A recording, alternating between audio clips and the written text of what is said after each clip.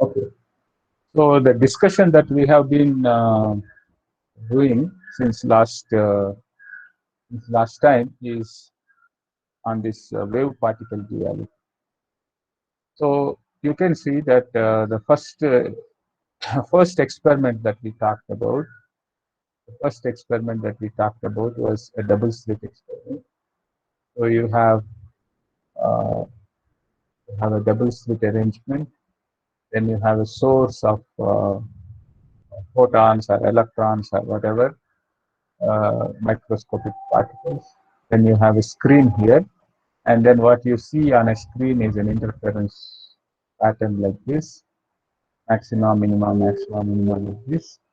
And so we observe that this interference is a wave phenomena in classical physics. But even if you use electrons or protons or whatever particles that you use, you can always see an interference pattern. Okay. So uh, so whatever source here is, you can talk about electrons. I have shown you a video last time. Uh, Electrons, protons, neutrons, whatever you take, uh, you have this interference pattern. Now the question is that we so this is considered as a experimental signature that these particles behave like waves. Okay. So so if somebody asks a question that is electron electron a wave or particle?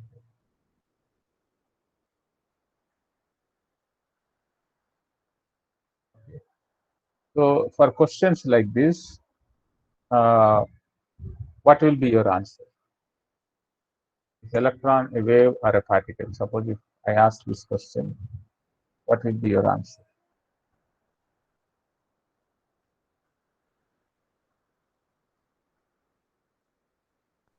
Sir, it's both. From what?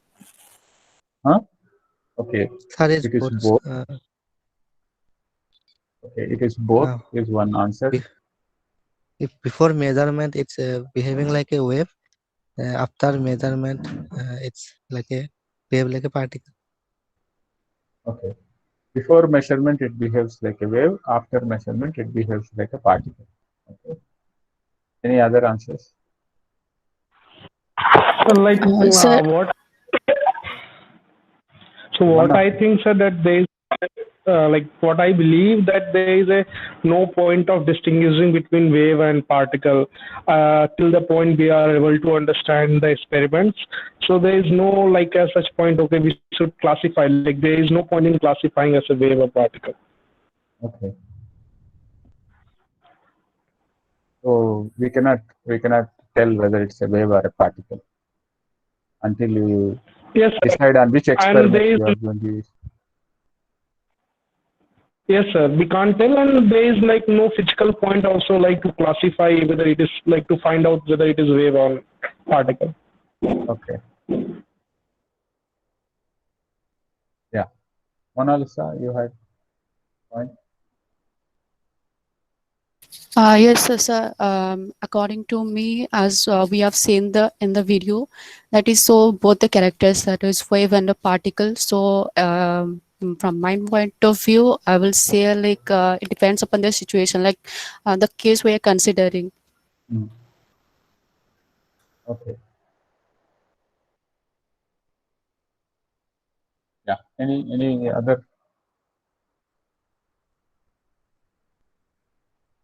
other view?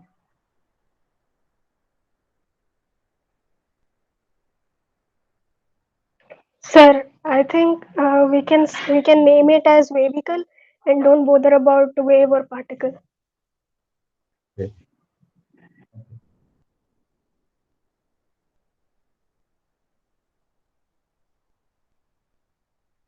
Sir, it can depend on the phenomena which we observe. Okay. If we observe an interference, then we can say that at that point or that at that instant the wave, the electron acts like a wave. Hmm. Otherwise, it acts, I mean, for some other phenomenon, then it will be a particle. Like Okay. Okay.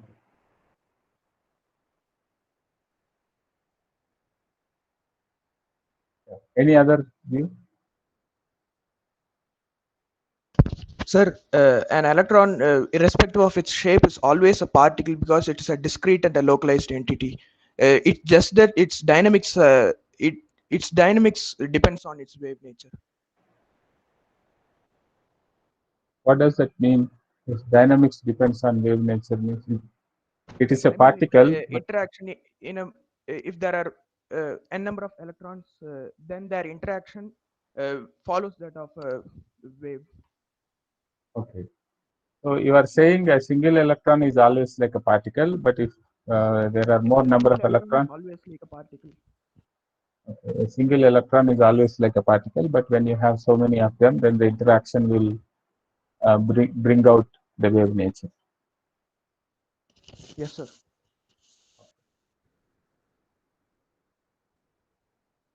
Very good. Any other? So someone said that it may be a wave made up of particles. You remember? Okay.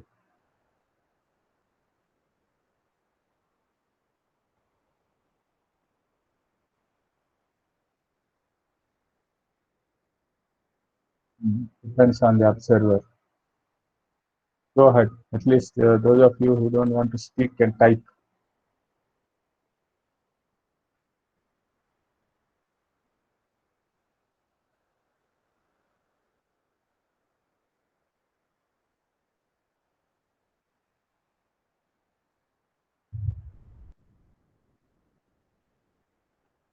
It's easy to speak, isn't it?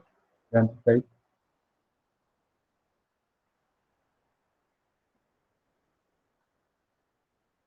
Okay. It may be a wave made up of particles, somebody said, and Akshay is saying it can be a particle made up of waves. Of little waves.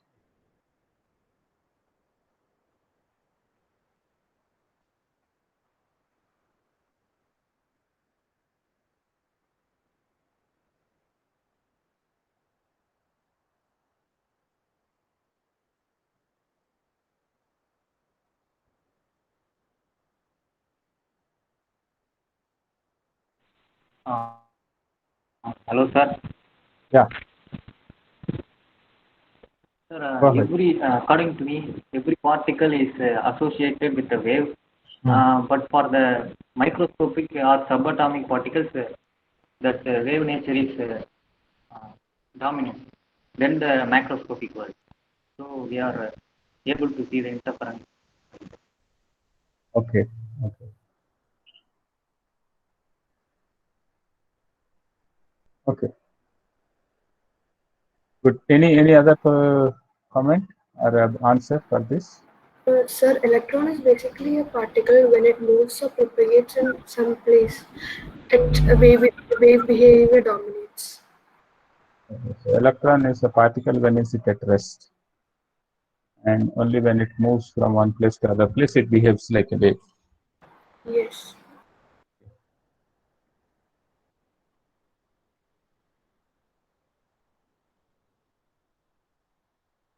Okay. So yeah,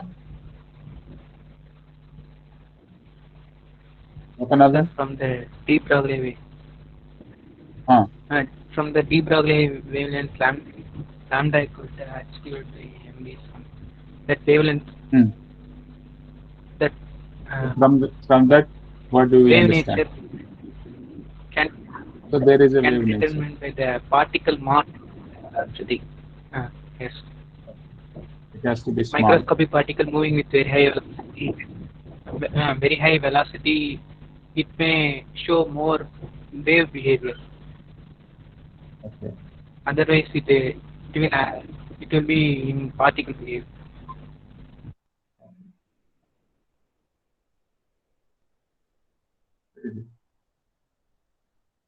Um, okay. So I think many of you have given different answers, and I have no clarity myself to say one answer is good than the other answer. But here I want you to make one observation or make one. Uh, Excuse me, sir. yes. Sir, I have one doubt. Ah, yeah. Ask. Sir, if electron is a wave, then how can we accelerate electron using electric field? Hmm. Okay. Good. Okay, it's a good question. Very nice question. We'll try to understand that.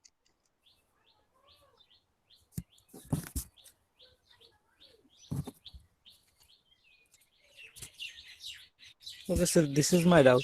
Yeah, very nice. Very good. So now the question is that uh, so the question that we asked is electron a wave or a particle? Okay, so there are answers like this. Okay, so answers. I am not giving you any answers. These are answers that I have obtained from you. Some of you said it is both, and some of you said it is neither, and some of you said cannot say,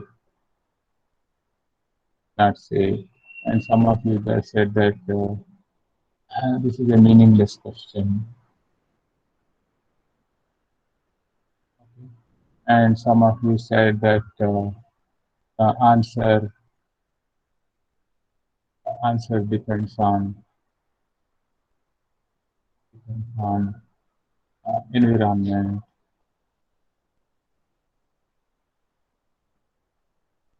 or some of you said answer depends on experiment,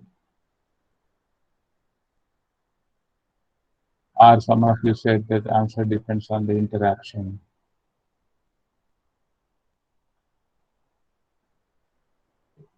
So, and I hope I'm not summarizing, I have not summarized all the answers because I'm trying to keep them in mind and then write them later. So maybe I missed some, but that doesn't matter. So these are some of the answers that we have got.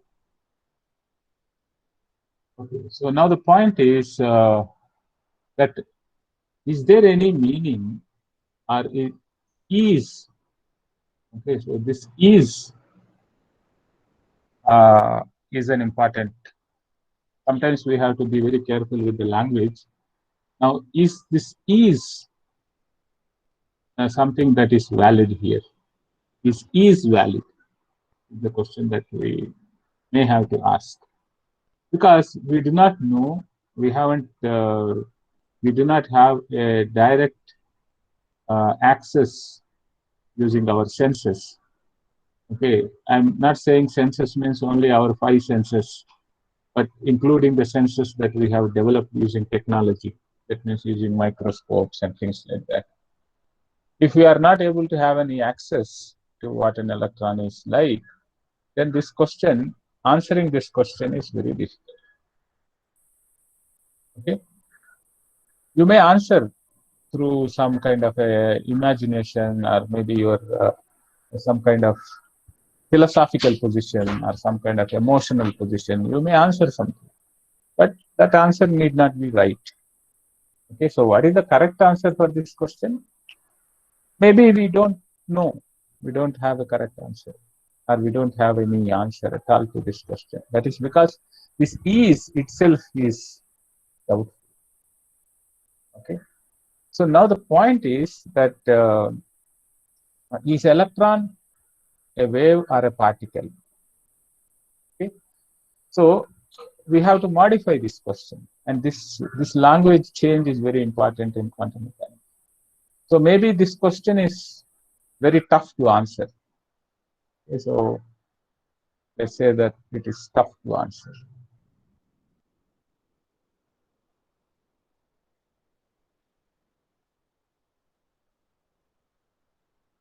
So because no access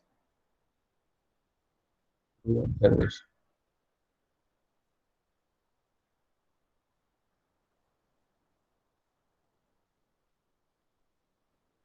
Okay, no access to observation. So then what do? We cannot probably answer this question because we cannot do any experiment to find this out and to. Okay, so now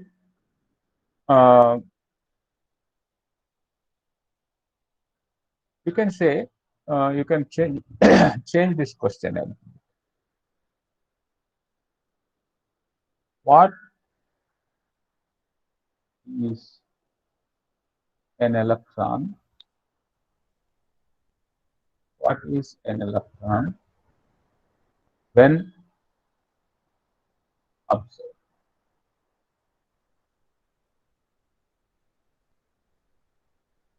So what is an electron when observed? There is a difference in these two questions. Now, what is the first question? First question is independent of observation. That means you are saying that electron has got some reality. Electron has got some fixed reality. What is an electron? And here we are asking a question: what is an electron when observed? There is a large difference between these two questions because when I say when observed, okay, and so this answer will depend upon the observation also. That is, how are we observing? With what are we observing? Okay, so when observed, this part when we include, the whole lot of laboratory comes into picture. Whereas in the previous question, there is no laboratory. You're just asking what is an electron? Is it a wave or a particle? Now here you are asking what is an electron when observed? Then the observation, observer, instrument, laboratory, everything will come into the picture. Okay, so this kind of a question has well-defined answers. Okay, so now the well-defined answers will depend on the observation, will depend on the observers, will depend on the observational or the instrument used to observe and so on. Okay, so the answer here, what will be the answer here? Answer here is it is a wave in some observations and it is a particle in some other observations. It's a wave and a particle. Now, of course, this depends on the observation. Depends on the observation.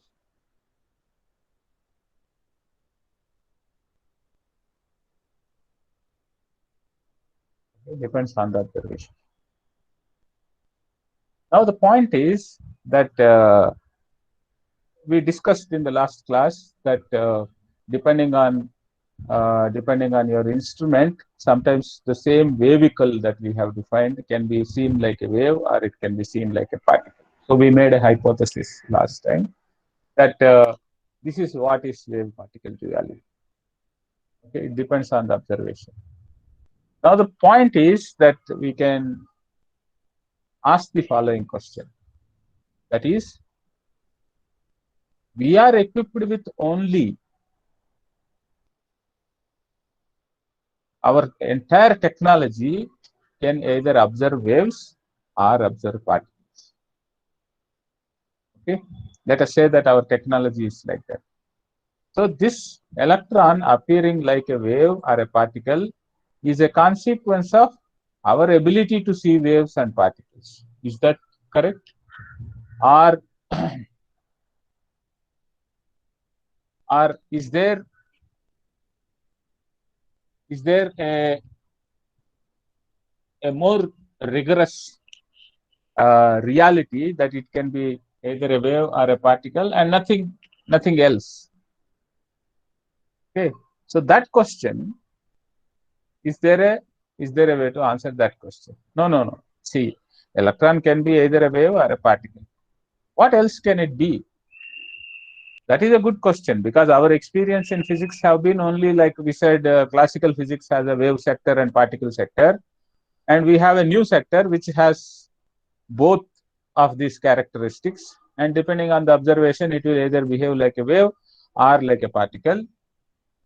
Okay, and therefore, because our experience has been only dealing with these two types, we are only saying only these two types, because our experience only has helped us in developing the technology, devising the instruments to observe waves, to observe particles. And is there any other way in which this electron behaves like? We don't know, because we have no observational capability of looking at something, wave or a particle or anything.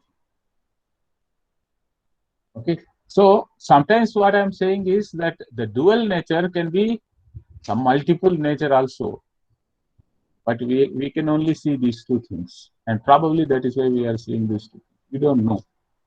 Okay, so we have to keep everything open. It's not that, okay, dual nature is the final answer, like that.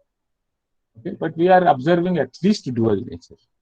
That means it can behave like a wave, or it can behave like a particle, depending on the observation or depending on the experiment.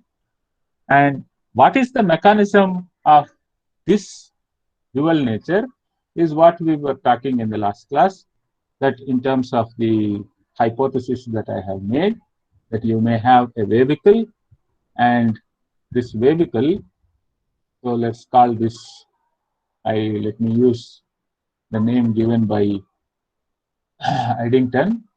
So vehicle sometimes can become a wave, or it can become like a particle, depending on the observation. So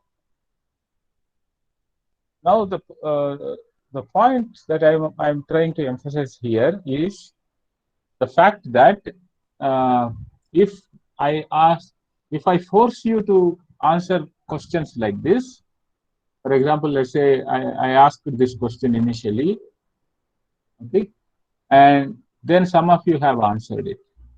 Now, in answering, some of you have answered from what you have read.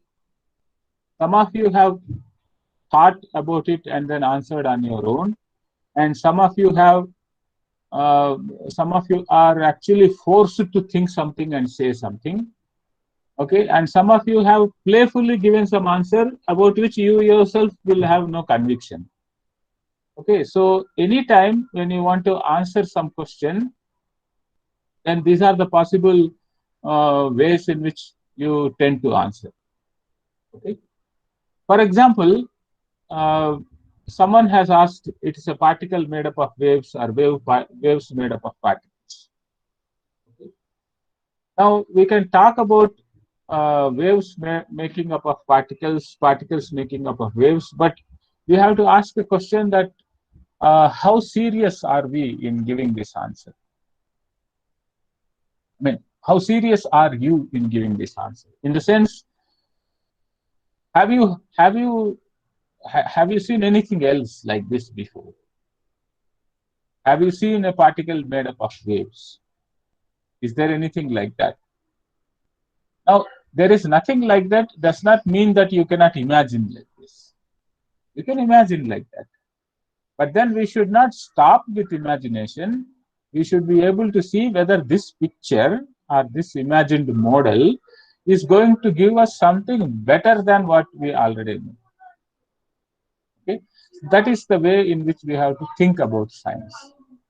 Okay, because as I told you that this question that I asked here, is electron a wave or a particle, is beyond our access through any observation, and hence I have no way of giving some marks to some answer and then giving no marks to other answers, because your imagination is as good as my imagination. Now, logically, your imagination may not be looking reasonable, and that is because of experience only. Okay? But sometimes quantum mechanics can actually throw all the experience into useless scenario. So there is no model, or there is no answer that is wrong for this question, because that question is something which has no answer in particular. Okay. Sometimes I have seen certain intelligent statements like this. Okay, so sometimes we say that electron is a particle except when it is not. Okay. It's an interesting sentence in the sense it will paraphrase the uh, the whole thing that we have talked about here in one single sentence. Okay. So if it is a particle when it is not a wave, when it is not a part, except when it is not a particle, other times it is a particle. This of course talks about dichotomy. As I told you that it can be either a wave or a particle. Only two types are there. Suppose imagine that there are three types. Okay, I don't know what the third type is, but let's say that there are three types. Then we cannot also paraphrase in a sentence like this. Except when it is not, then it can be what else, that question will come. So because right now, fortunately, we have only dichotomic situation, that means only wave or a particle are there, we can write some intelligent English sentences like this, which will capture the confusion of the situation. Okay, so now, so this is in some sense a good question to ask, and it has an answer. Depends on the observation. You can make it you can see it as a wave, or you can see it as a particle. Okay, so in quantum mechanics, somehow there are certain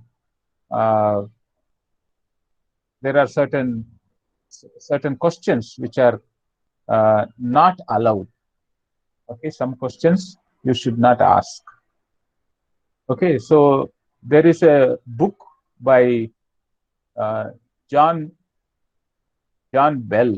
Is very famous uh, quantum physicist of last century, and he wrote a book, and the book title is Speakables and Unspeakables in Quantum Mechanics. Speakables and Unspeakables.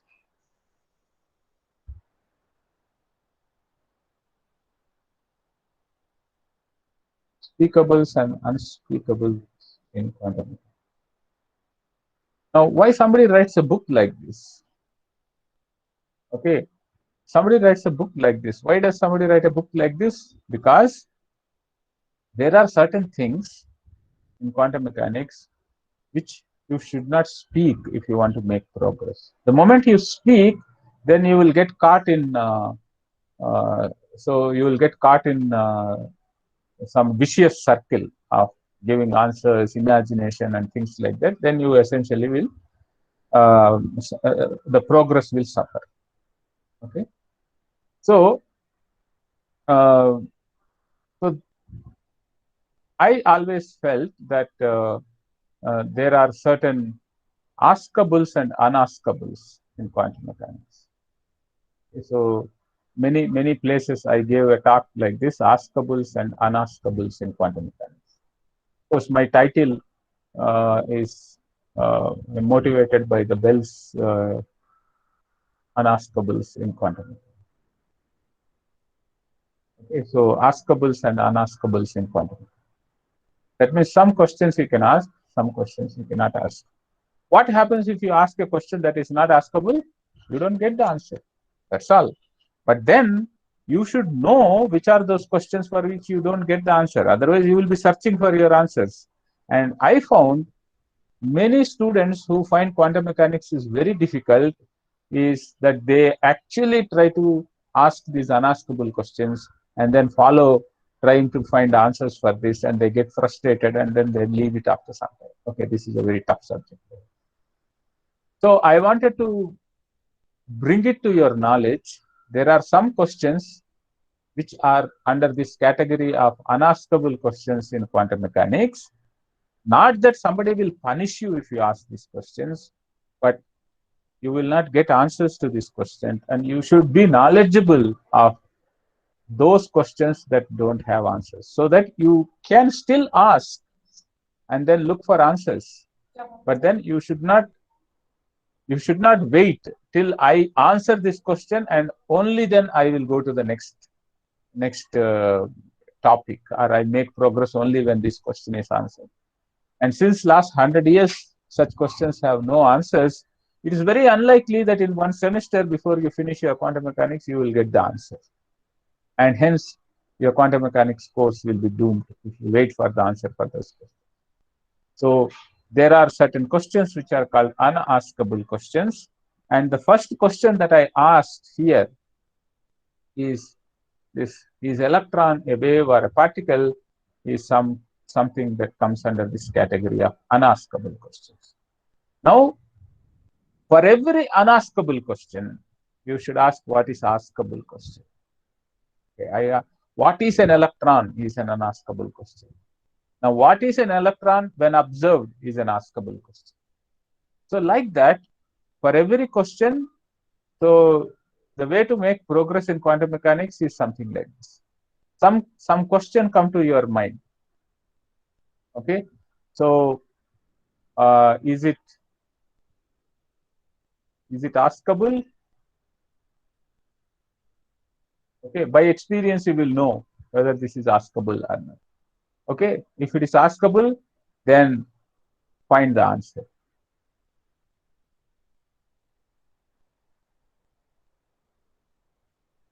Okay, then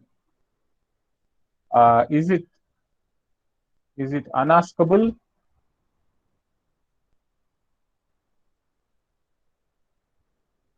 Okay, okay. So I think I should have used a better thing. It is askable. Okay, it is unaskable. It is unaskable. Okay, and find an askable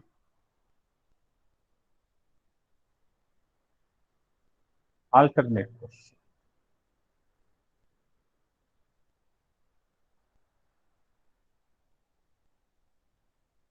And then find the answer.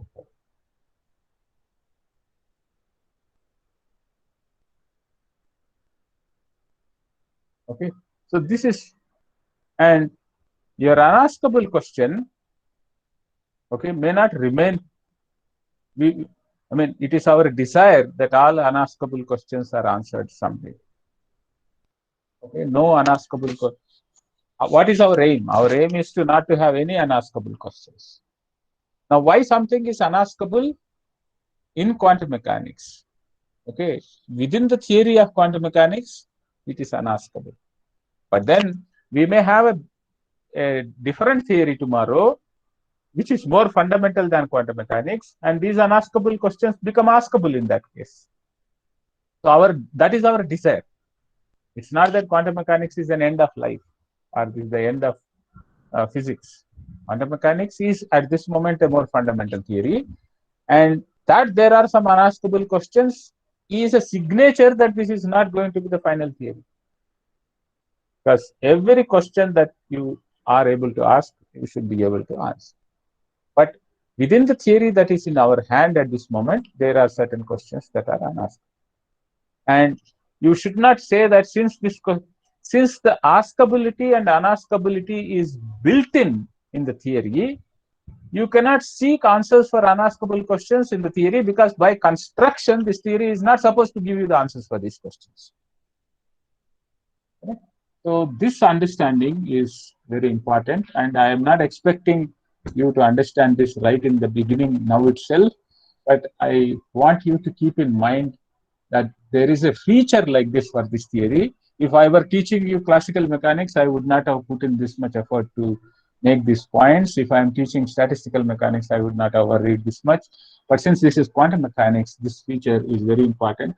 And over the years, in my experience, I have seen many students who give up learning quantum mechanics because they get caught in this vicious circle of finding answers to these unaskable questions.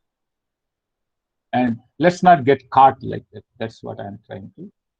You can ask unaskable questions, but then realize quickly that this question may be unaskable, and then find what is askable, or how do I modify this question in such a way that it becomes an askable question.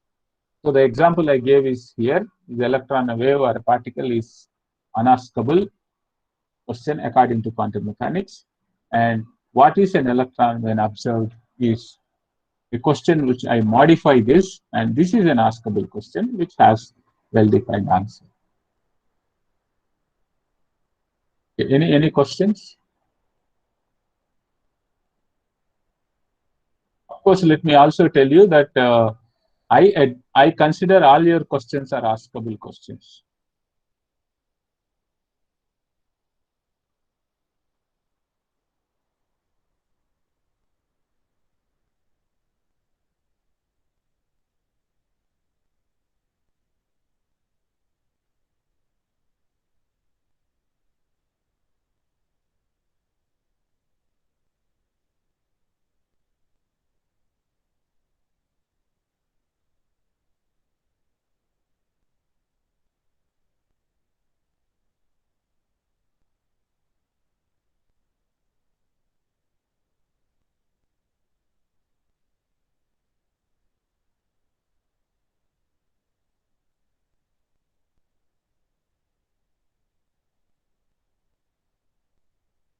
Yeah, so we will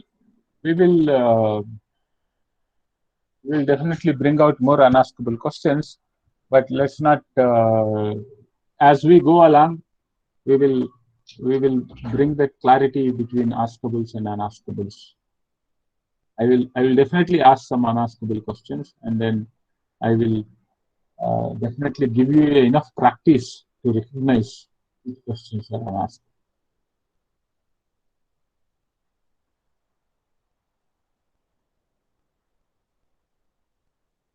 Okay, so let's. Uh,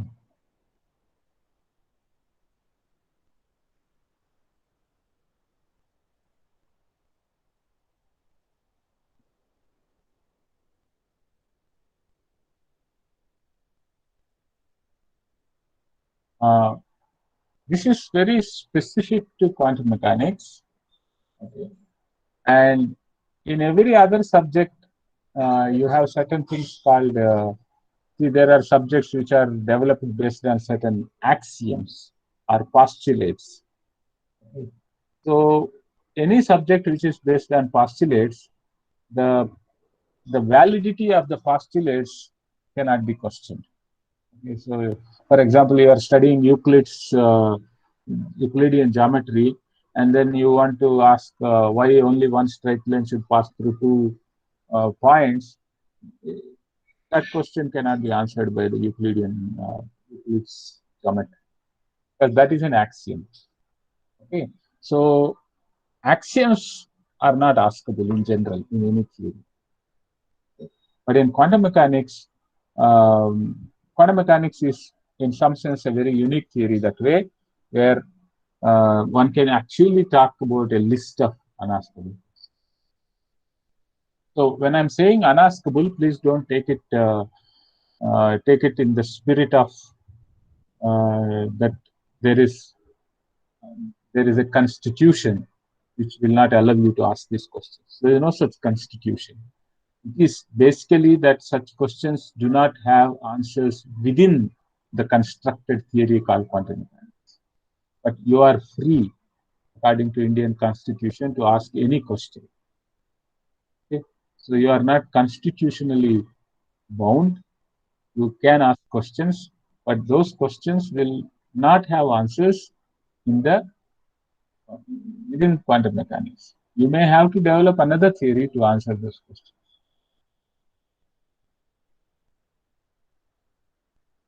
Okay. To decide whether it is askable or unaskable, you have to learn quantum mechanics. You have to understand quantum mechanics.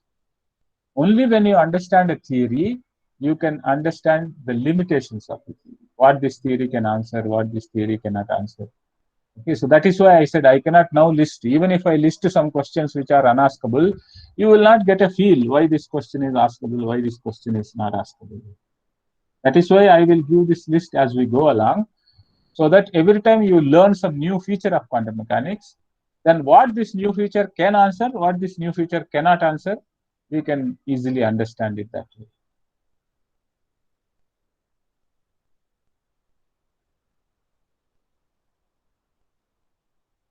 Okay. The wave particle duality is arising not because whether you can answer it is a wave or a particle. Okay. But that is why I modified that question.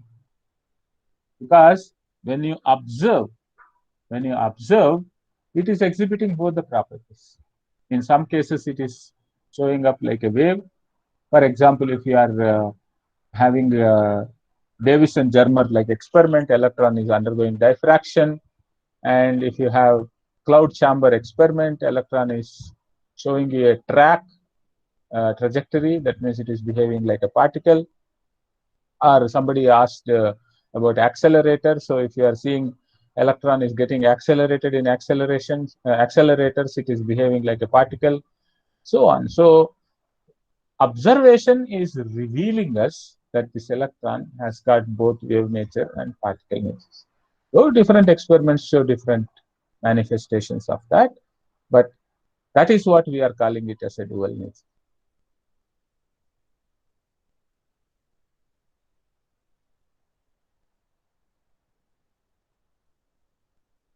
Okay. So I think this question is a good question. What is the nature of wave associated with an electron? Is it a transverse wave or a longitudinal wave or anything other? Interestingly, we do not know. What kind of a wave it is. In some sense, you are asking also an unaskable question. And please also note that if I don't know the answer, I am not putting it under the unaskable questions. Okay, neither we are doing it as a community. Okay, people who work in quantum mechanics, if they don't know the answer for this question, they will not say it is an askable question. Now, what I am trying to say is the experience that we have with classical waves. Classical waves means waves of medium like water waves or sound waves or electromagnetic waves. So there are different kinds of waves which we are classically familiar with. Now these waves can be categorized into transverse waves, longitudinal waves, and things like that. Now this wave, in general, sometimes people call this as a matter wave. Electron is having a wave nature. Now this wave is completely different from the waves that we are familiar with. Okay, so we will not be able to define whether it is transverse or longitudinal or anything. So this wave is completely different. What kind of wave it is a good question to ask, but this is nothing like what you have ever seen. So we will not be able to say whether it is a transverse wave or longitudinal wave. Okay, so it's different. That's a different wave.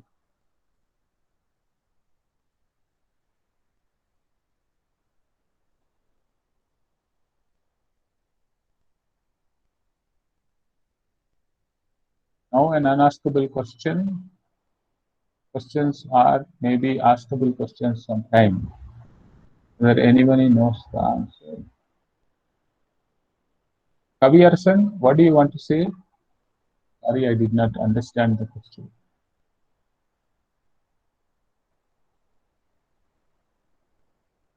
Are you saying that whatever question that is not askable now can become askable after some time?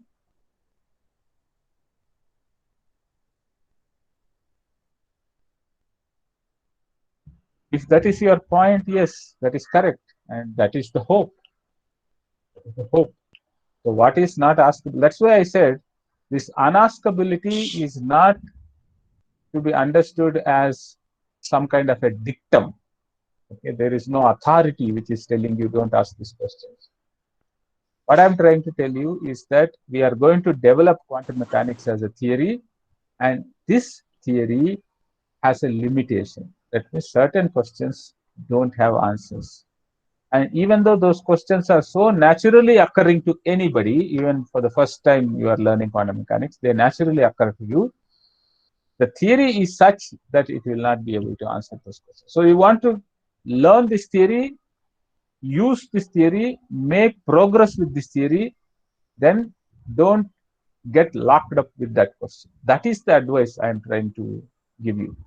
There's nothing wrong in asking these questions, and you should definitely ask those questions, but don't persist on finding answers to those questions from quantum mechanics.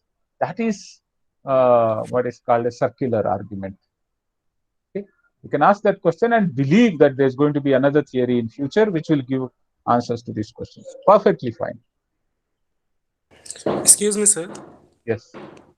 So can I say that those questions are classified to be unaskable because quantum mechanics can progress even without answering those questions?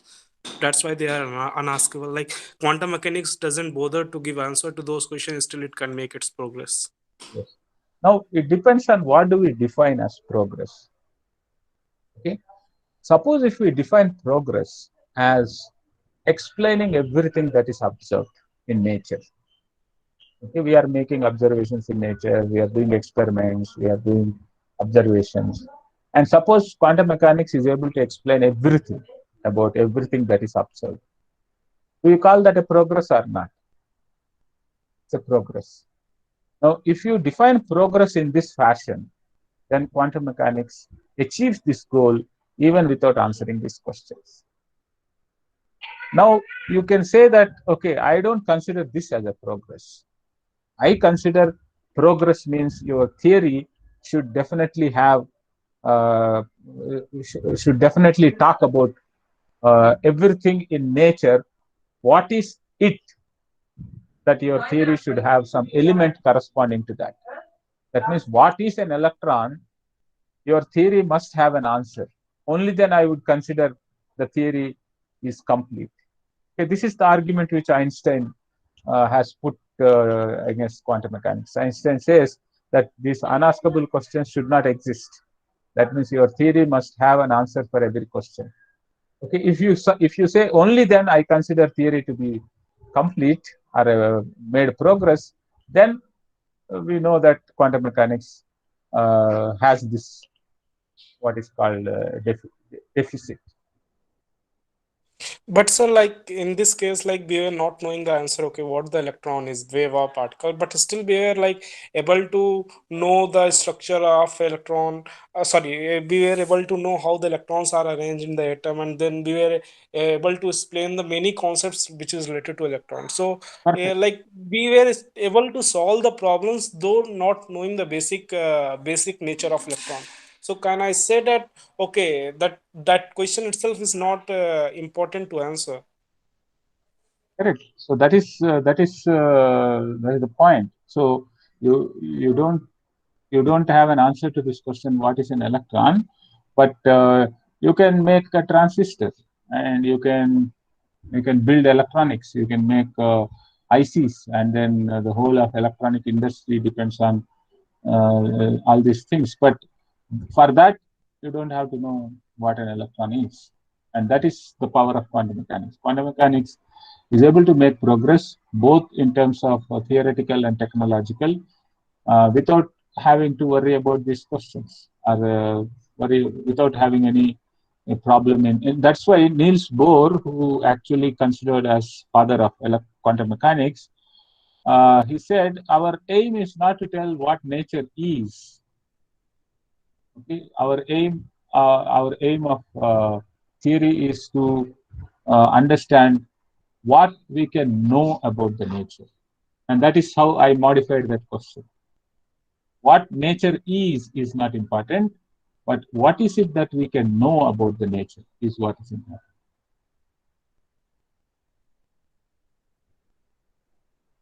Okay, so I think it doesn't have to be necessarily transverse wave to undergo diffraction. Okay, so that is correct. I think someone has pointed out. So diffraction and interference, that is just the wave nature, and you don't have to have this transverse nature for this diffraction. Yes.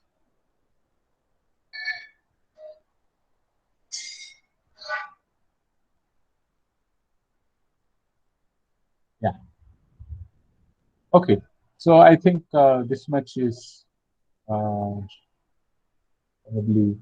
good. I think many people are talking, or at least chatting. So we will. So I just wanted to give this clarity that in the beginning itself, so that we will be conscious of kind of questions that we ask. Okay, so this is one experiment that we have. So first thing is that there is kind of a duality. Okay, wave nature, particle nature in a given experiment. There is a wave nature manifesting in some other experiment, particle nature manifesting. And in this experiment, as we have discussed, that it has to behave like a wave when it passes through the double slit arrangement, and it should probably behave like a particle because on the screen. And that is where we talked about our hypothesis of a wavicle when depending on the length scales involved in your experiment, it will either be observed as a particle or a wave. And then we discussed another aspect, that is, so this is the duality. And the second aspect is uh,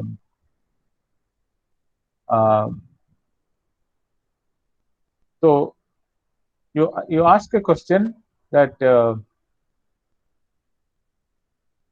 so in this particular experiment, let's say that electron would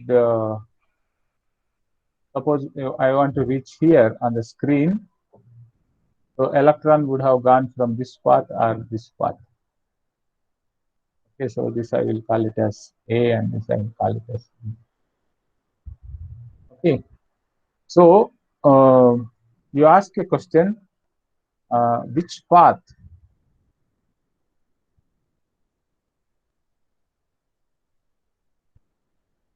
did the electron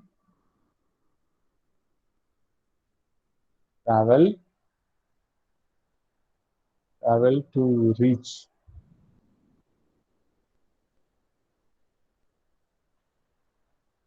point E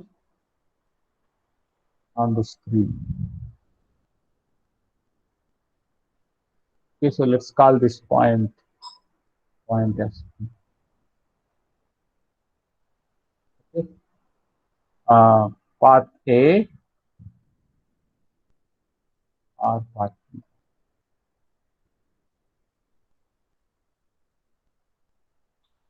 Okay, so the answer in general is we do not know.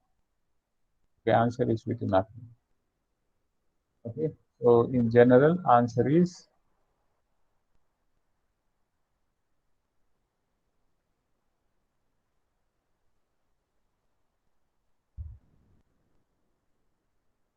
now. Suppose you ask a question, can we know it? Of course, the answer is yes. Answer for this is yes, you can know. Now, what you do for that is that you bring in another particle, it will get scattered from here. You call this as some particle C. Okay. So for that, what you do, use a probe particle.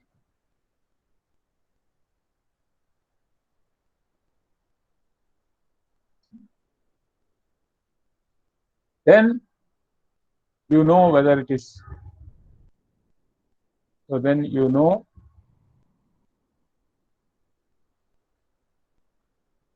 the path.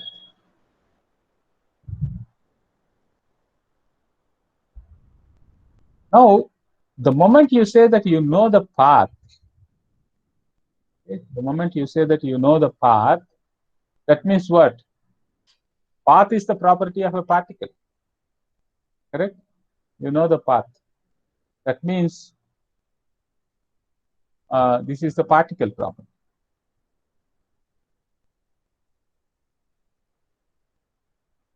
The particle property, correct? So that means what? We lose interference.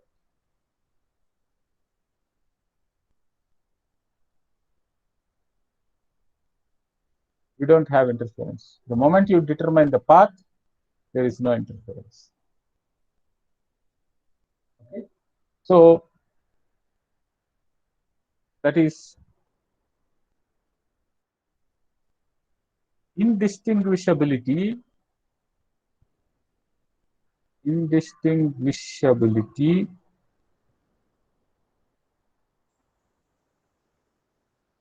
of the path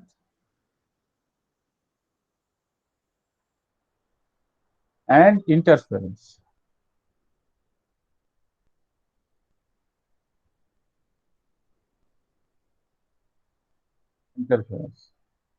They are related to each other. If the paths are indistinguishable, then you have interference. If you indistinguishability you break by distinguishing the path, then there is no interference. Okay, so that is which path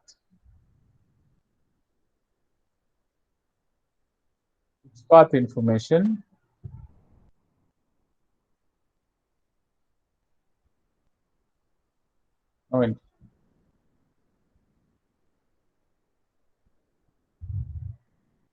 now this is something which,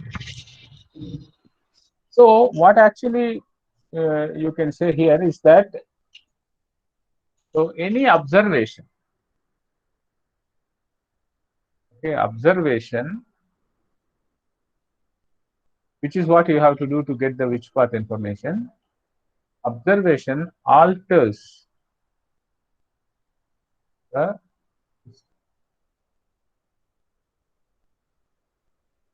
now this is very crucial in quantum mechanics, because in classical physics, suppose imagine that you are throwing a stone and then there is some small so you want to find out the position of the stone at some particular instant of time. Let's say that you have a projectile motion like this. A stone is thrown and then it is going at this direction. This is the trajectory of the stone. And let's say when the stone is here, you want to know the position, then you can, let's say, shine a laser on this, and then the reflected light you take, and then from that you can figure out the position. Now this laser light that is shining on this is not going to change the trajectory of this stone, correct? Because stone is so big, and whatever impact this laser light will have on that is going to be negligible, and hence you are still going to get kind of position and momentum of the particle to a reasonable accuracy. On the other hand, if this were an electron, or if this were some microscopic particle, then this photon might actually push it in some other direction. So the trajectory, if at all trajectory exists, the trajectory would be in a different direction. So that means observation basically alters the system. So this is very important, and this is very important thing of only quantum mechanics. In classical mechanics, we don't have that feature dominantly being there. So if you want to try which path information, you have to bring in some probe particle and you have to do some observation of the particle that is coming in, and that alters the system. Then you have the interference is lost. Now this is very sensitive in the sense that so Heisenberg has talked about some mechanism of this, where he said that the randomness of the collision of the probe particle and the particle passing through one of these paths is responsible for erasing the interference. Okay, so that means if you are able to control the collision process such that every probe particle that is colliding with the particle that is coming along path A, for example, is going to scatter into the same direction with the same angle of scattering, then the interference pattern will not be erased, but it will only be modified in some sense. It will be shifted from the original pattern.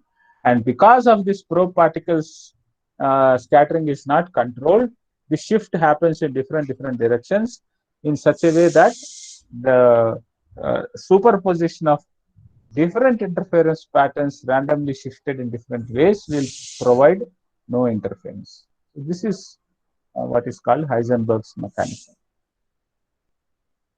Okay, so as I told you earlier, uh, we will talk about this because there was a very nice experiment that was done in 1998 where they directly tested whether this Heisenberg mechanism is uh, correct or not, or is it a correct mechanism for this loss of interference or not. Now, for that, let us first develop some understanding of various experimental schemes. So we talked about double slit experiment.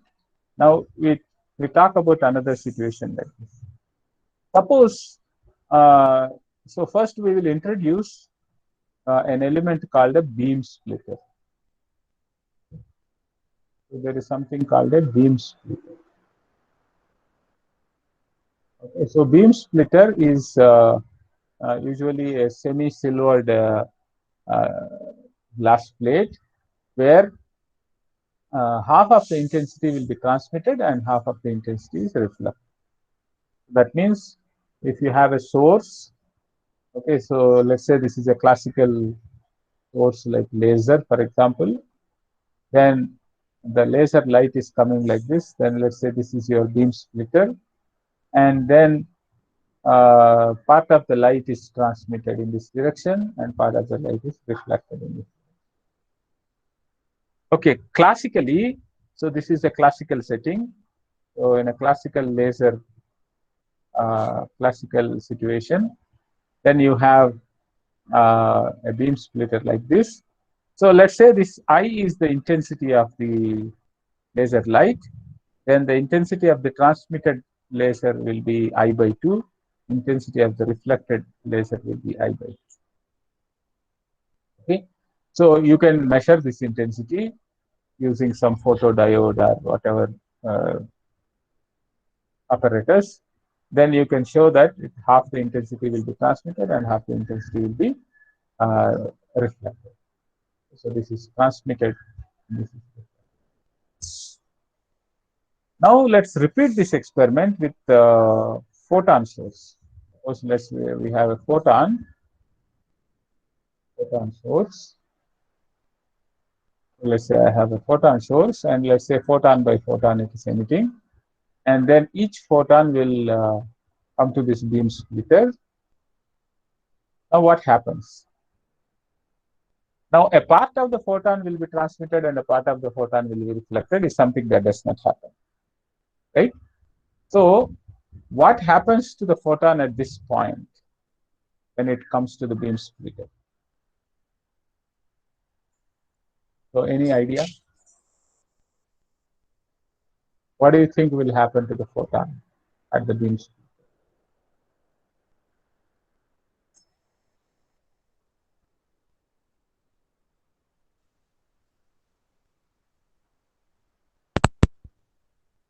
One beam will be split into two parts. No, one photon will not split into two photons, right? The photon cannot, because photon is an integral particle. No, sir. Its intensity will be divided, I think. No, how do we define intensity of a photon?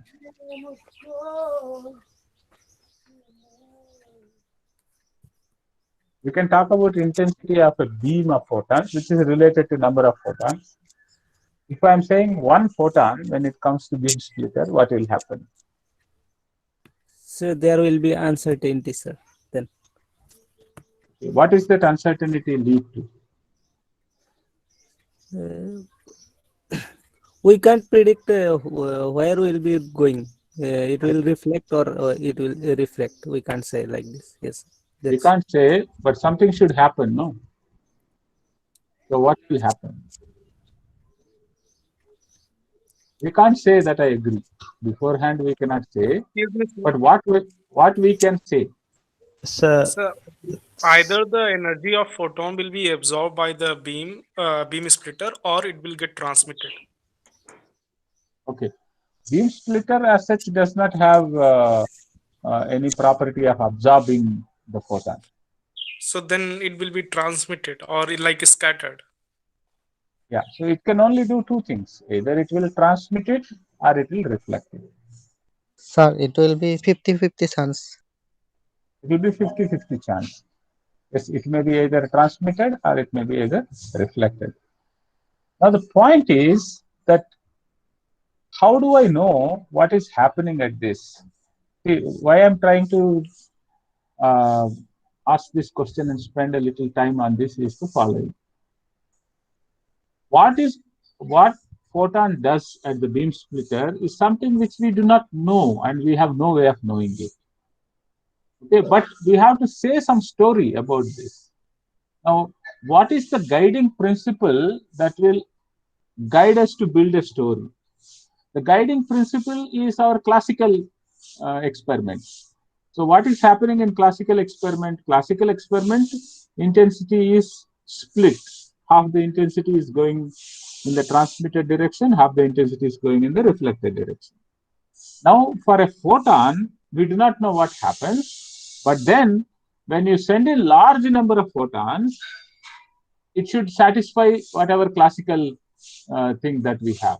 That means if you say that you have n number of photons that are sent from the source, then I must have n by 2 of them statistically on an average, and I must have n by 2 of them coming in this direction.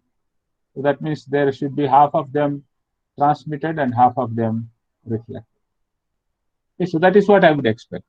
Now, if I go back and then ask what happens to one photon, in order to get this n by 2, I must have a photon either going transmitted or going reflected with 50-50% chance. Only then I will be able to get this n by 2, which is what I should have in correspondence to classical picture. Okay, so now I am going to say that a photon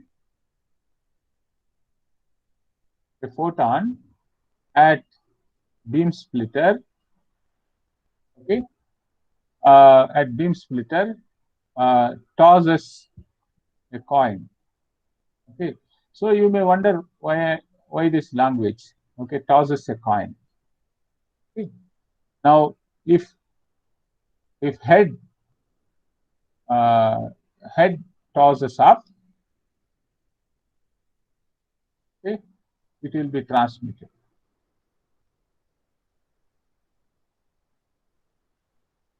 Transmitted.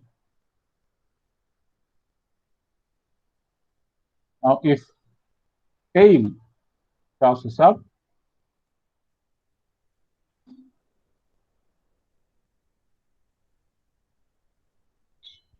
it will be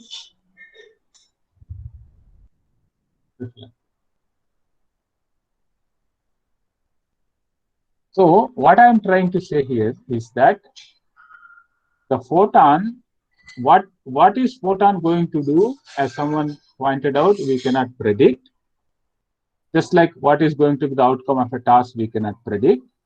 But what we can say is that the photon is going to behave probabilistically and in such a way that the probability of transmission is equal to half and probability of reflection is equal to half. That means It is exactly like it will toss a coin, a fair coin, by the way, and if it head comes, it will pass through, and if tail comes, it will reflect, get reflected. Now, this is something which I am. This is what I am proposing is what happens with a single photon, because if I use this proposal and then ask the question, what happens if large number of photons are emitted by the source, I must have this n by 2 of them coming as transmitted photons and n by 2 of coming them reflected photons. Now, this is because in this large number sense, it has to agree with the classical result. And classical result is something which we can experimentally determine, right? You can have a laser, you can have photodiodes and measure the intensities, and you can show that half the intensity has come. So this correspondence requirement is allowing us to make a proposal like this, that it behaves probabilistically, and probability of transmission is half, probability of reflection is half. Now you can ask a question that, okay, it is fine, but let us ask a question that, is it really true that it is transmitted and reflected? Okay, this is based on the fact that the photon is a particle. But as someone said, maybe photon is also a wave. Now, if photon is also a wave, then it is possible that it will come both ways. Okay, so now you can ask a question that, okay, I have a source of photons. Okay, then I have a beam splitter here, and then this, what we are observing is that it is either transmitted or reflected, not both. Okay, so I have a wave, transmitted wave in this way, and a reflected, transmitted, reflected. Okay, now I said probably it will just choose to either go transmitted or go reflected. This is assuming that photon is a particle and photon cannot be divided. Okay, but who told us like that? Maybe photon is a wave itself, and then maybe it will go this way also simultaneous. Now, experiments like that can be done. So let's say that I have a detector here. Okay, so let's call this detector as D1, and I have a detector here. So call this detector as D2. So when a photon comes here, this D1 will register a click, and when photon comes here, this D2 will register a click. Now you can connect these two detectors. Okay, these two detectors you can connect to some other detector, which we call as a coincident detector. Coincidence detector. Now, what is coincident detector? So, if D1 and D2 are simultaneously clicking, okay, simultaneous means you will always put some time window which is very small compared to the next photon coming to this.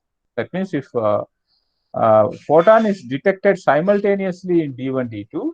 Okay, if you are doing real experiment, you have to worry about what should be this time window and all that. But we are not doing an experiment here, so let's not worry about that. So if there is a click registered simultaneously in D1 and D2, coincident detector will register a click. Now, if D1 is clicking but D2 is not clicking, or D2 is clicking, D1 is not clicking, then this will register no click. Okay, so one can do an experiment like this. Okay, one can do an experiment like this.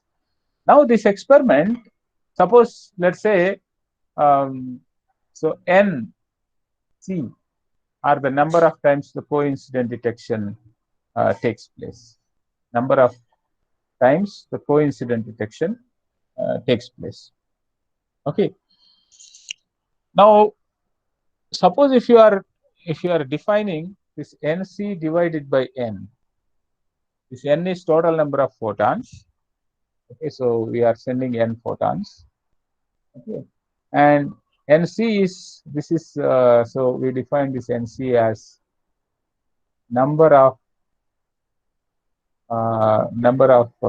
coincident detections, coincident counts. Okay, so I define NC by N as some parameter. So let us call this as A. Now, suppose if photon is a particle, then the photon will either go this way or go this way. Suppose if photon is transmitted, then only this D1 will be registering a click. There won't be any click at D2. So coincident detection will not register a click. So with this kind of a definition, we can say that A will be equal to 0 if 0 for photons.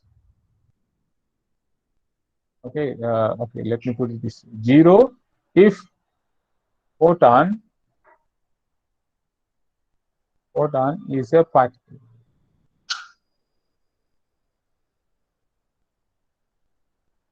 Okay, and what will happen if it is a wave? All the time both of them will be clicking. So A will be equal to 1 if photon is a wave.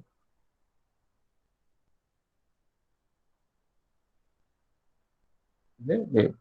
But there will be a lot of experimental parameters and experimental uncertainties, and therefore you will not get exact 0 or exact 1. But what you can say is that if your A is such that it is more close to 1, you can say that it is behaving like a wave. Or if it is more close to 0, then you can say it is behaving like a particle. So this experiment you can do in order to see whether our model is correct or not. That is, we have asked this question that P of T, that is, it is choosing either transmission or reflection by choosing to go randomly, it is choosing one of the two paths. Okay, that is exactly like I said in the previously double slit case, whether it is passing through slit A or slit B. Okay, the moment we try to know whether it is passing through slit A or slit B, that means we are actually losing the interference. Okay, let us not know it. Let's not put any effort to know it.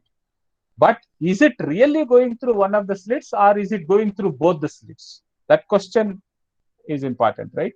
Now, it turns out that if it is going through only one of the slits, interference is not possible. Now, if the interference is seen, that means it is going through both the slits. That is the wave phenomena. In the same way, we are asking a question, if it is a particle, it is either transmitted or reflected. But if it is a wave, then it is both transmitted and reflected simultaneously. So if it is both transmitted and reflected simultaneously, then whatever A that we have defined should be equal to 1. If it is particle, then it should be equal to 0. Okay, so one can do this kind of experiments. These experiments have been done, and this experiment, I think in 1950s, was done, and I think in 1950s or 56 probably, this experiment was done, and to the surprise of everybody, okay, so maybe I can ask if you can guess what would have been the result of the experiment. Can somebody guess?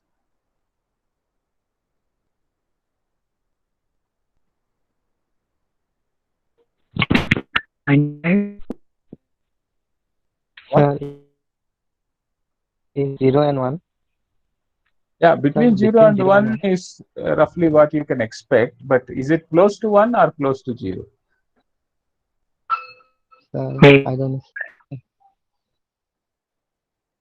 From your appreciation of what a photon is, what do you think?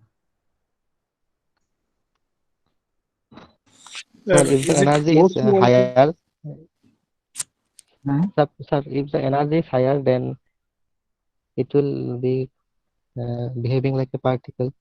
If energy is lower, then behaving like a wave. Why? Why do you think so? Sir, higher energy will give a peak, so position will be well defined and momentum will be lost. Why you have higher energy means peak? If the photon have higher energy, then it will show particle nature as it will give a peak, so its position will be well defined Peak in means a what? space. Peak means uh, what we see in superposition of waves. Okay. The moment you say you have a superposition of waves, then that means it doesn't have a single momentum, right? Each Yes, sir. wave has a different momentum and it doesn't have a single momentum.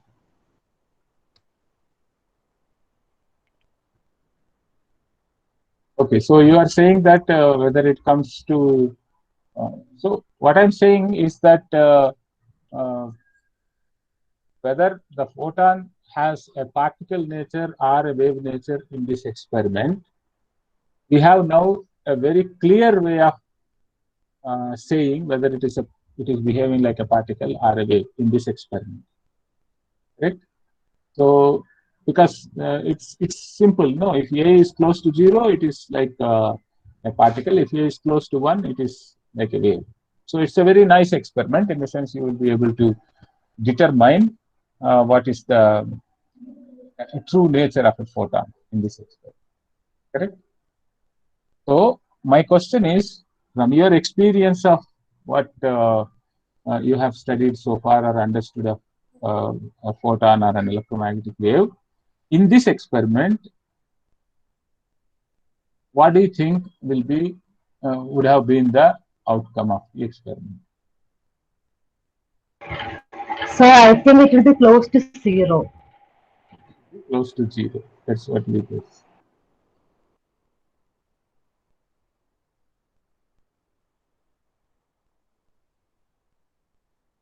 Please understand that the source is the source of photons. It's not a laser source. It's not a source of electromagnetic radiation. So we are not asking whether electromagnetic wave is a wave or a particle. We are asking, is photon a wave or a particle? Or in other words, when the photon is passing through a beam splitter, is it passing through the beam splitter? That is it taking one of the two paths or is it taking both the paths? That is the question. If it takes one of those two paths, then it is like a particle. Then A should be equal to zero. If it is taking both the paths, then it is like a wave. Then A should be equal to 1.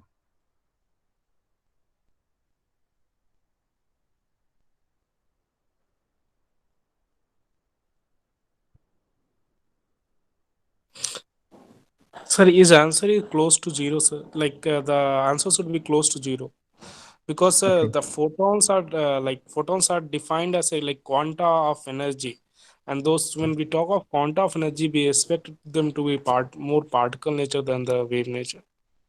Okay. So you expect that to be close to 0. Okay. So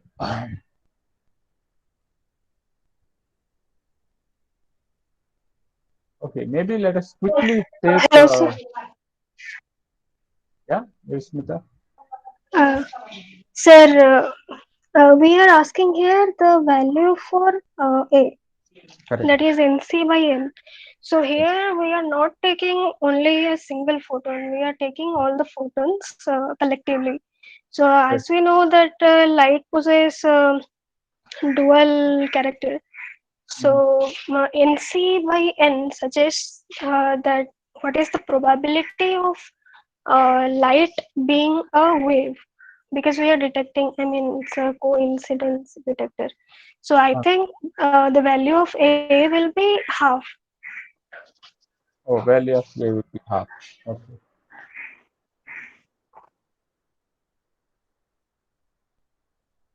Okay. So maybe I want more of you to participate. So let me just let me just ask you, how many of you think that it will be close to zero? So you please raise your hand. I will simply count how many hands are raised. Close to zero.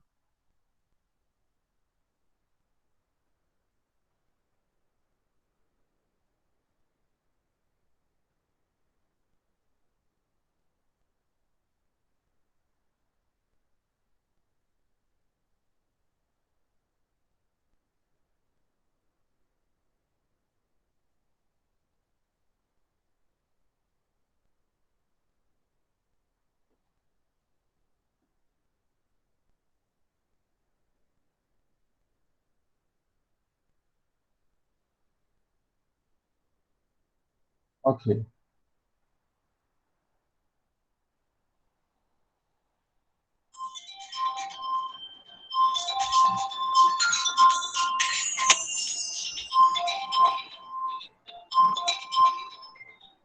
Okay. Roughly 22 people have raised hands. Okay. Okay. Yeah, please. It is close to one. Please raise your hand. It is close to one. I mean, those who have, okay, let me lower all hands. Okay, now close to one. Please raise your hands.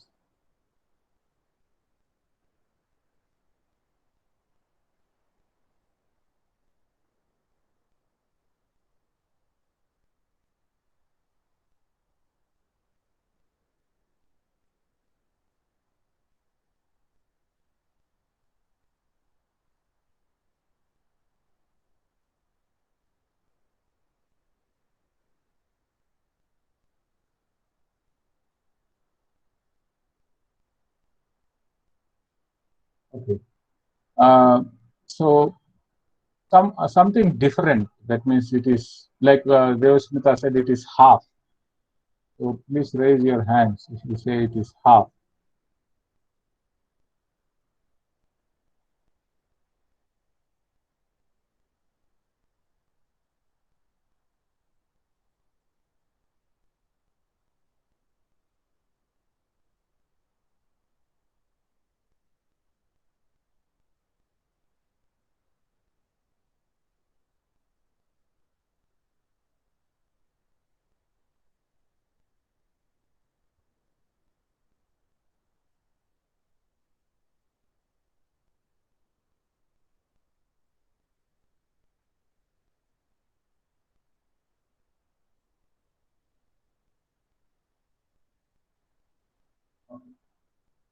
Okay, very good. Thank you.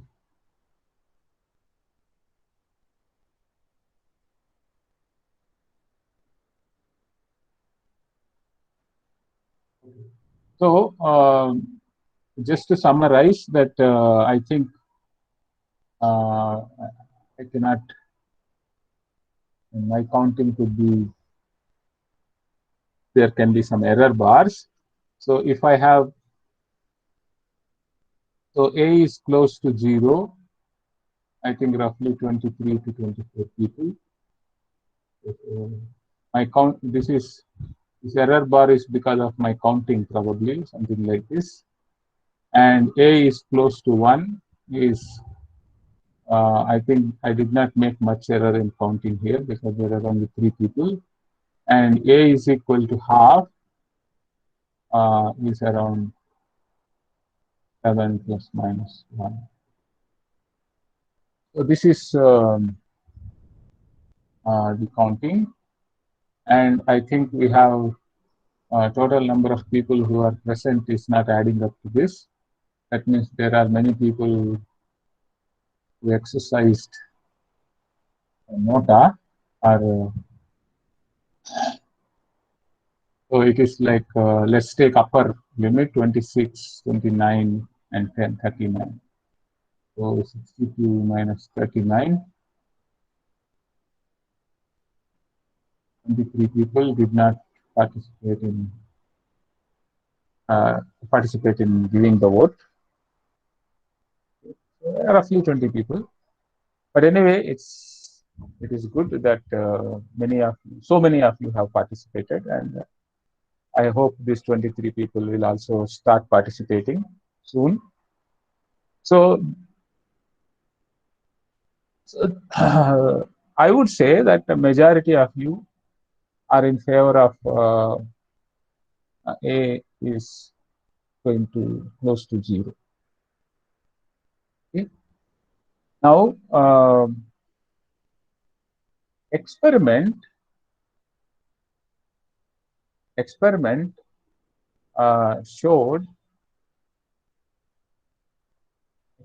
showed A to be close to 2.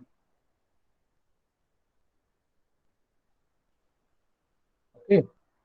Now, how many of you think that this is absurd? Please raise your hands. It's absurd.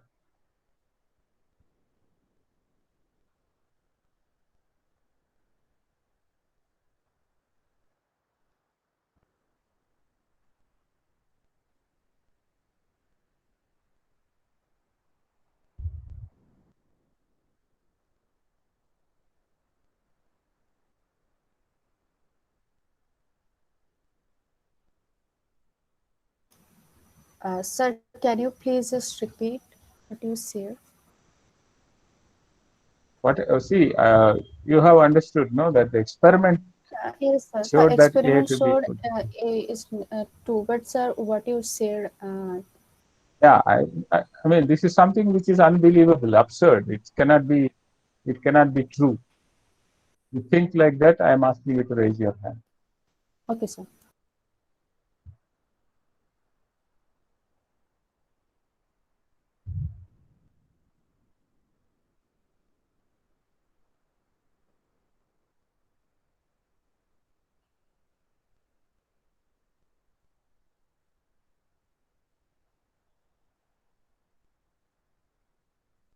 Okay, so I thought at least all these 39 people who gave different answers, they really feel that this is absurd.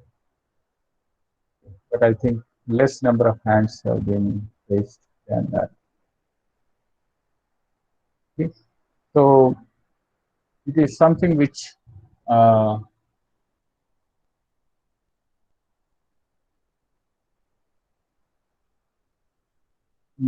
okay, so the question asked is that is the photon source and laser light source, are they same?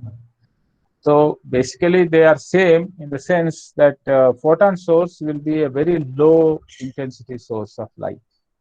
That means you can say that only see the laser source, the number of photons that are emitted per unit time is very, very large, of the order of 10 power 20 photons will come out.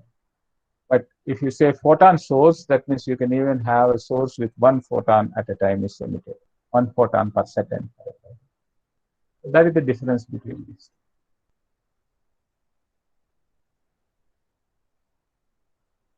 Okay, so this A is equal to 2 is an experimental result.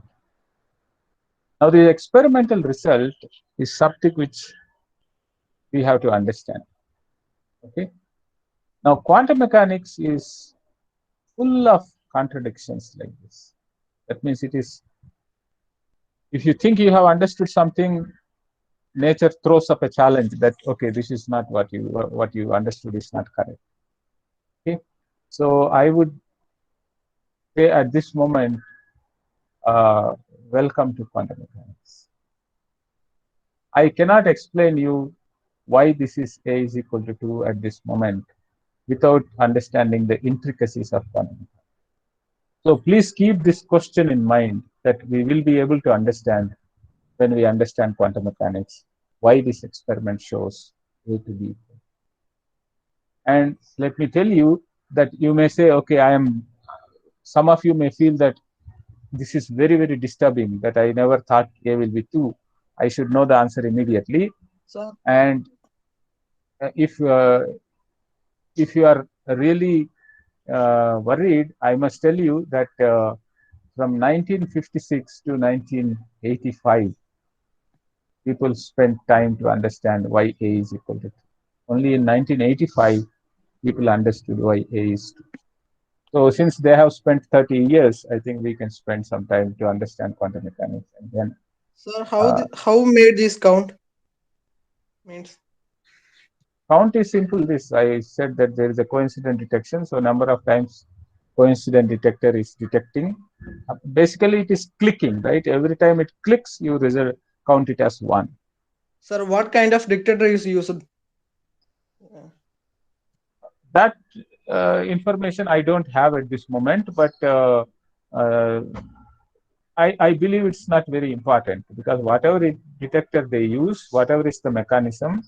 So I understand your concern. Maybe there is a multiplication in the detector itself that is happening. For every photon registered, maybe it is misbehaving as if it is detecting two photons. I think that is the kind of thing that you have in mind. But all those things will be checked in an experiment. Okay, so you do something called calibration. Now, the calibration is done by using a very detailed calibration has been done, and it was observed that no such artifacts are found. So it's a genuine result. You must not have a doubt on that.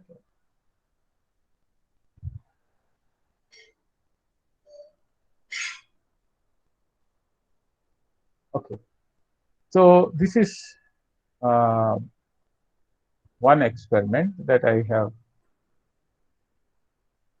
So I think it took 30 years for people to understand what is happening here, and then to correct, do a proper experiment. Okay, so this is uh, one aspect.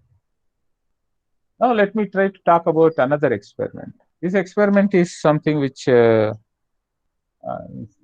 suppose I have a source of photons. So I have a beam splitter, and then I have a detector B1,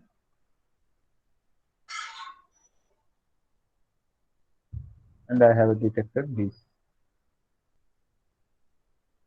Okay.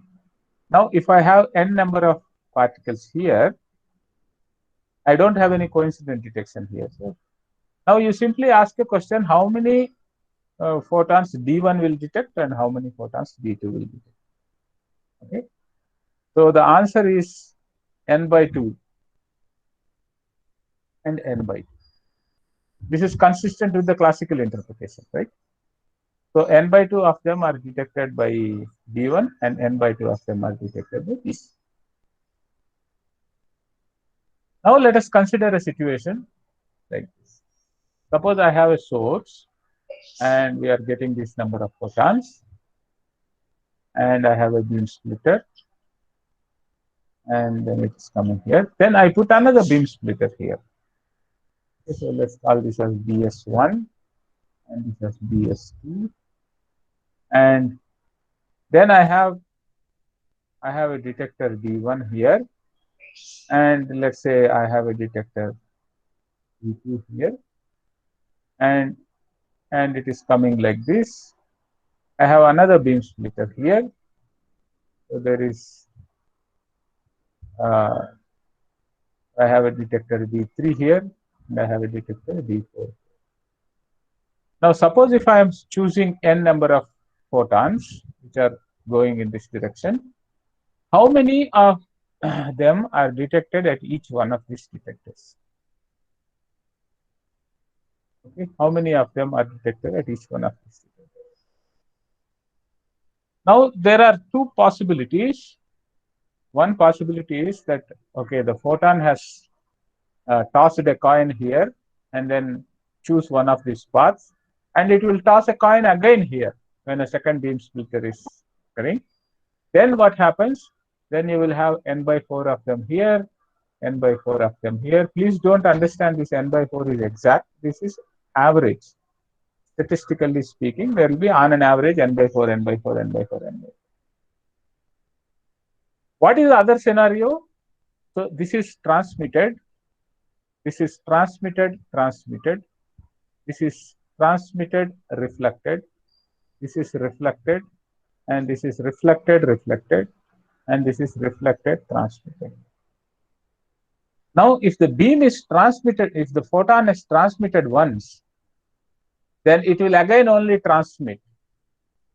That means the transmission is like, that is, photon has got some property called transmittedness or reflectedness. If you think like that, then the transmitted one will be transmitted again, because only transmitted photons will come here. That will be transmitted again, just like the polarization that we said. If polarization is passing through the polarizer, then the next time you put the polarizer along the same direction, it will pass through that also. In that way, if you say transmitted is a property, so transmitted means it will be transmitted again. Reflected means it will be reflected again. In that case, what happens? This D1, so let me call this D1 will have n by 2, and then D3 will have n by 2, and this will have 0, and this will have 0. This is another scenario where transmission and reflection are properties of the photon. A transmitted photon and a reflected photon, like that it is there, then you would have got your final detector populations should be like this: D1 n by 2, D3 n by 2, and D2 and D4 are 0. That means you will have only transmitted, transmitted, you will have only reflected, reflected. So, which among these two things do you think is the correct scenario? Or how? What do you think is the preference of the nature?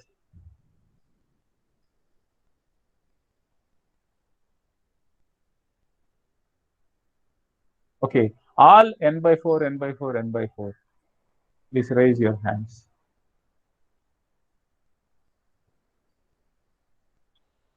I don't know if you have all raised hands for this question or for previous question. Okay, let me lower all the hands and you can raise again. All are n by 4, n by 4, n by 4, n by 4.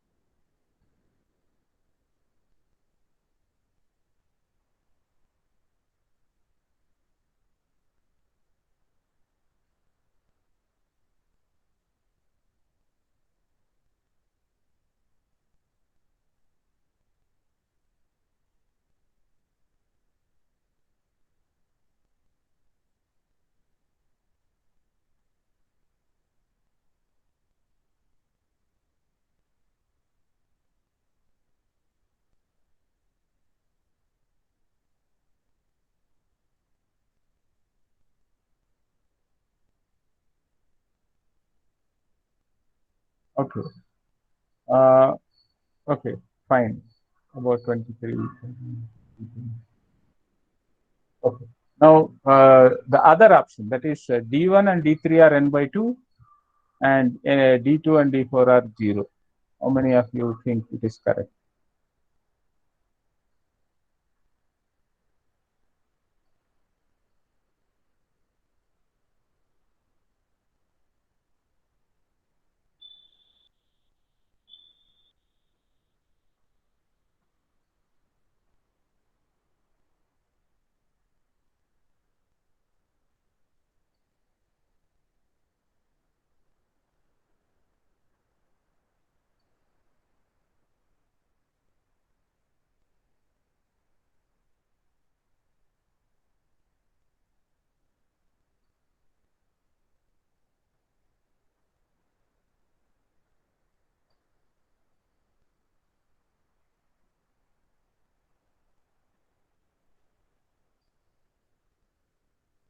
Okay. Um, okay, good. So I think the number of people who participated now are better than last time. I think it is about roughly this n by 2, 0, n by 2, 0, about 12 people, and n by 4, n by 4, n by 4, n by 4, about 24 people. So this is, I'm not writing error bars, but these are not exact anyway. So this is the voting percentage that we use. Now let's ask what nature does. So nature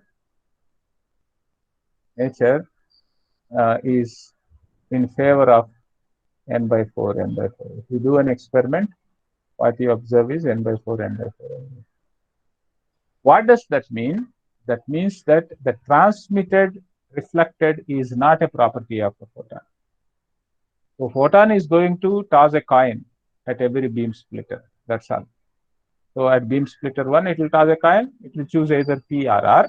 When it enters another beam splitter, it doesn't remember whether, because the transmitted is not, just like the polarization, orientation of the polarization, transmittedness is not a property, but polarization is a property. So this is a fundamental difference. The photon, so the beam splitter, what it will do is that it will simply allow this to take a decision at that point, either to transmit or reflection. And beam splitter will not have any imprint of its this thing on the photon later. So photon behaves like an independent photon at the second beam splitter. So that is what we understand from this experiment. Now let us try to do another experiment. So let's consider a source which is emitting a set of photons. So now let's call a beam. Let's have a beam splitter here. Let's call this as beam splitter 1, and then the photon is either transmitted or reflected. Now at this point, what you can do is you put a mirror. Okay, what does this mirror do? This mirror will simply reflect the photon. So I call this as mirror M1. Then the reflected part of this beam, you put another mirror here. So this is mirror, not a beam splitter, a mirror. Call this as M2.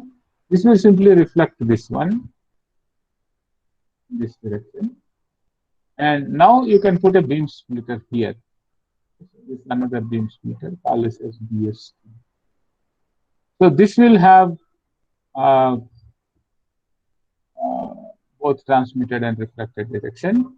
So let us call this as D1, and let's call this as D. Now, what is the role of a mirror? Mirror is just going to deflect, reflect it. That means it is like changing the path of this one.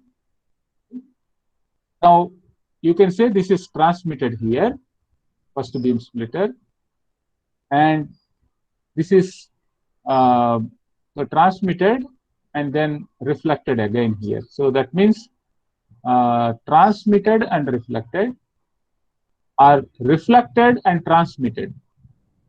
Reflected and transmitted. These two contributions will come to D1. Are transmitted and transmitted, are reflected and reflected. These two contributions will come to D2. Okay. Now we have following situation. That is, we have to talk about D1 and D2 population. Okay. So one possibility is that D1 is showing n by 2, D2 is showing n by 2. That is one possibility. The other possibility is D1 is showing all the n coming to D1 and nothing goes to D2, or all the n going to D2 and nothing is going to D1. So let's say these are the possibilities. Okay. Now, please understand the picture carefully. We have one beam splitter and a mirror, and then the second beam splitter. And we have transmitted, reflected plus reflected transmitted come to D1. That is first beam splitter transmitted, second beam splitter reflected. That will come to D1. First reflected and then transmitted, that will also come to D1. First transmitted, second also transmitted, or first reflected and second also reflected will come to detector D2. So if totally n number of particles are sent from the source, what are the possibilities of populations of D1 and D2? Okay. So how many of you, please raise your hands if you think n by 2, n by 2 is your choice.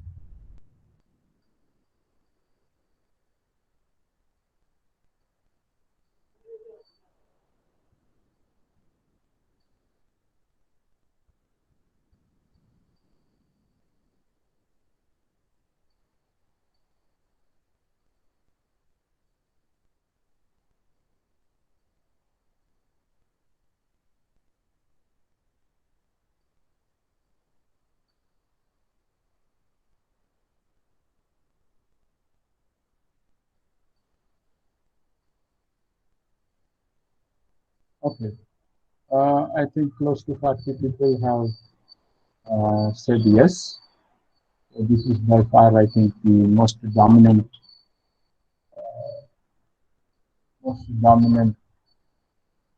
still counting. But let's get going. So let me just lower all your hands. Okay.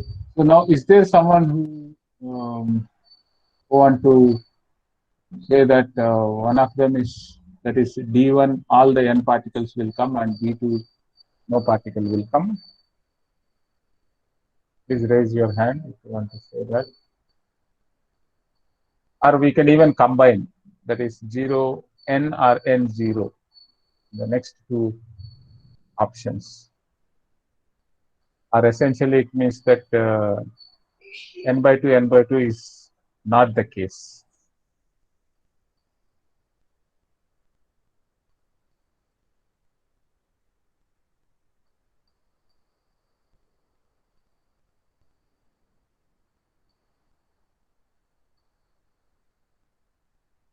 Okay, so there seems to be nobody opting for that. So I think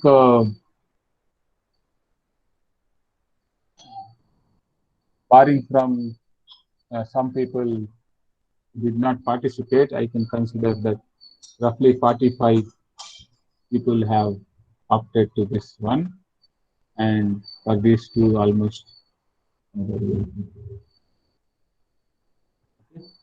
And now let us appeal to nature. And what nature tells us, that nature, if you do this experiment, nature will say that it's B1 and B2. All of them will come to B1 and nothing else. This is what nature's choice. So you want to understand this, again, you require to know quantum mechanics. Okay. Quantum mechanics gives you this.